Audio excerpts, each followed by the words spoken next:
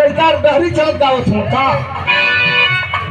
अरे तेरे में सोच के उलट के पलट के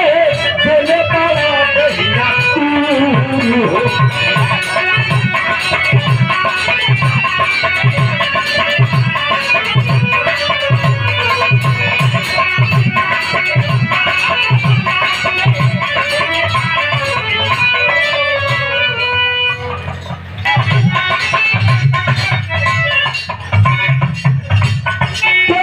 सट के उलट के पलट के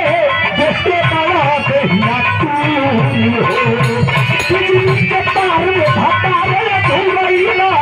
मने मने कैला मजबूर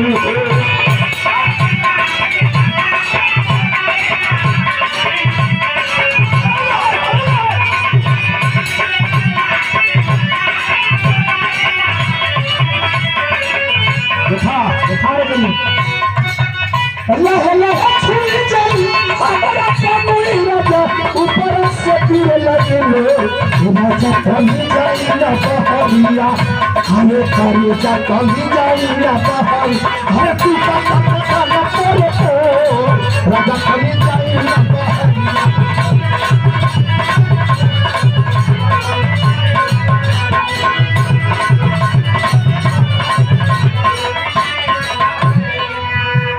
नैना कावना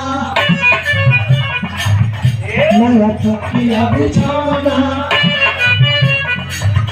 हम नया कावना नया तकिया बिछावना नया छोली के खोली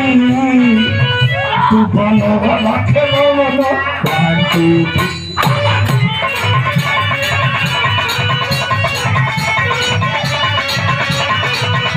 नया छोली के खोली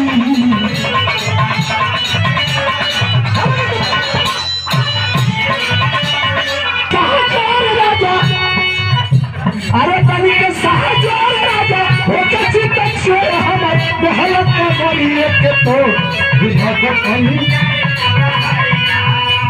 अच्छा ये उनके बदल दहला कुल आजकल का चल